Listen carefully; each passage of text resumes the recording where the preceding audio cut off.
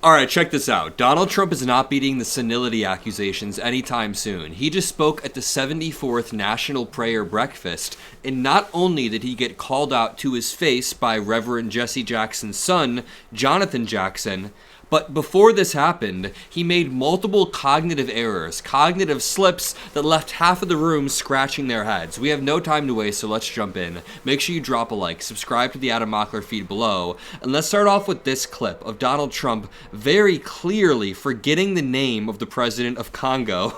And we're joined today by a very, very brave and wonderful man, the president of the Congo, President, would you stand up, please? You are so... Me when I forget someone's name. Watch one more time. Of the Congo, President. President, would you stand up, please? You are so...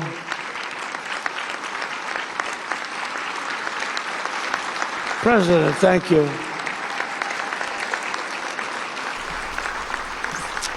And you really are, you're brave.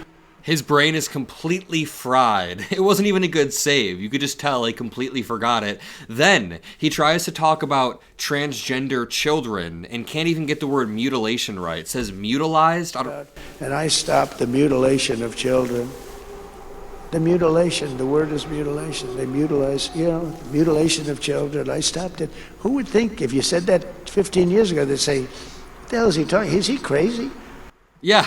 I think he is. I think he might be crazy. Let me show you the moment that Jesse Jackson's son, Illinois Representative Jonathan Jackson, does a prayer directed towards Donald Trump while he's on stage. He's essentially saying, may the president behind me have a renewed sense of goodness or faith or, caring of human dignity. And Trump is so damn dumb and sleepy, he doesn't even understand that Reverend Jesse Jackson's son, Jonathan Jackson, is talking about him. Listen closely. Without you, none of us can adjudicate the overwhelming details of leadership and life. Today we pray for America and we pray for all parliamentarians around the world. The book of Timothy teaches us that you've been entrusted with leadership. Today we pray for the future of this nation and that you would lead this president into greater levels of compassion for your name's sake. We pray that you would protect him from the iniquities of evil and that you would give him greater clarity, greater courage, and greater capacity to do what is right in the forever challenges. There's a lot more, but Trump is literally sleeping behind him while he's saying, hey, Lord, please give our president greater clarity, greater courage, and greater empathy. And Trump's just sleeping through it. Today we remind him that the lives of millions of people are in his hands and that he has the power to turn mourning into dancing or to reduce the country into a cosmic elegy of chaos and suffering. And it is because of this that we pray that the best of this president would rise among us. For the sake of this nation, for the sake of this world, we pray that goodness and mercy would announce themselves in his life in new and powerful ways. We pray that he would be mindful of the poor and that he would be invested in the elevation, the alleviation of suffering happening on farms in the Midwest, in the families preparing to bury their loved ones in Minneapolis. Remind him that we are all Americans, all made in the image of God, and that none of us are free unless all of us have our freedoms protected. Really quickly, Trump's dumbass doesn't even know that he's being talked about. He's sleeping in the back, or he does know and he's trying to act like he's not listening. But throughout this, the representative makes a lot of great points. He says, just alert our president that millions and millions of lives are at stake when it comes to Minneapolis, Minnesota. Alert our president of the damage he is causing. Americans, all made in the image of God, and that none of us are free unless all of us have our freedoms protected. Yep. Many people are not lazy. Many people are simply tired. Many people simply are not okay. Matthew 25 teaches us that that our gifts are given from God and that we should show them with compassion towards others. But most of all, we pray that you would work out your will in his life. May we all do more for the greater glory of God, because when it's all said and done, we pray as Jesus taught us to pray. We ask that we surrender our all to Jesus. To all hope I give him freely. I will ever love and trust him and in his life and presence live daily. If Jesus lived today, I'm pretty sure only one of the people on this stage would get along with him, and it would not be Donald Trump. He then says moments later, Trump, quote, "I don't know how a person of faith can vote for a Democrat. I really don't." And then the crowd begins to groan, because this isn't just a Republican crowd. This is a national prayer breakfast where it has people of both sides here. It's not just a Trump rally. This is not a political rally whatsoever. It's the president supposed to give a speech at a religious ceremony, and he begins to attack half of the room. This has 1 million views already because people are like, what the hell? I don't know how a person of faith can vote for a Democrat. I really don't. And I know we have some here today, and I don't know why they're here, because they certainly don't give us their vote. I certainly know that we're not going to be convincing them to vote for.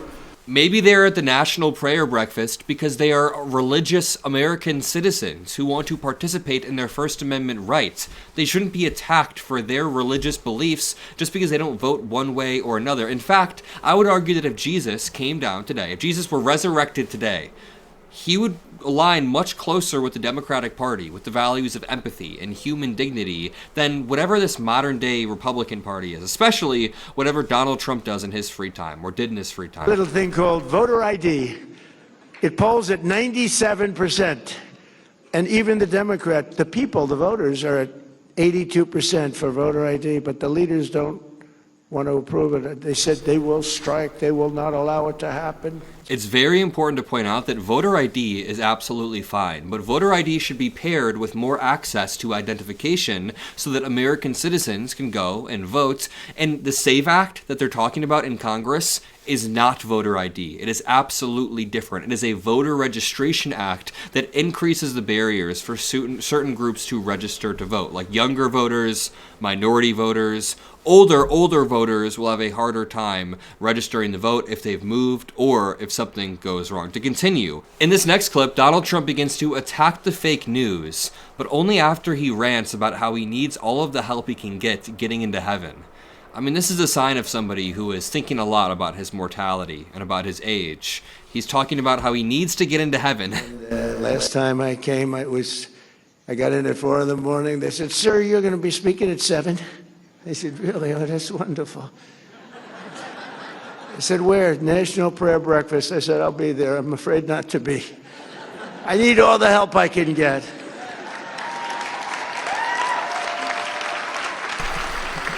This, in light of all the Epstein file releases, yeah, I think you do need some help getting into heaven, buddy. And you know, I never get a fair break from the fake news, which is back there. That's a lot of fake news. Because last time I was having a lot of fun. We had a big crowd. We had 60,000 people, and I'm talking about the fact that I will never make it to heaven. I will never, ever. And I was being funny. I was trying to be, you can't be sarcastic with them because they write your words and they don't.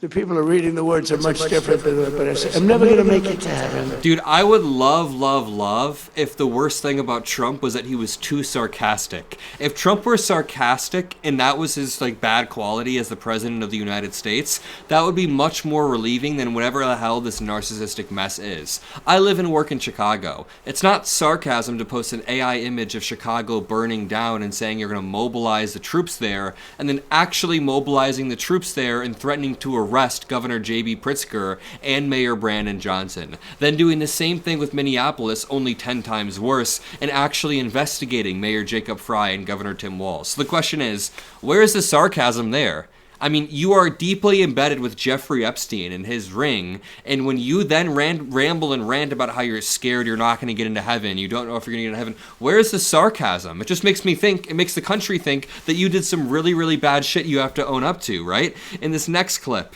Donald Trump says that Mike Johnson is a very religious person. He's almost like talking trash about Mike Johnson for being overly religious while he's speaking at the National Prayer Breakfast. So someone responded, it's pathetic that even a single MAGA supporter thinks Trump actually believes in God. I mean, in a hypothetical reality where you had Trump under a truth serum, for example, you give him a truth serum, he would probably admit that he thinks it's all BS. People suffer. In 2025, more copies of the Holy Bible were sold in the United States than at any time in the last 100 years. Now, how about that? How about that? Did you know that, Mr. Speaker? You know, Mike Johnson's a very religious person.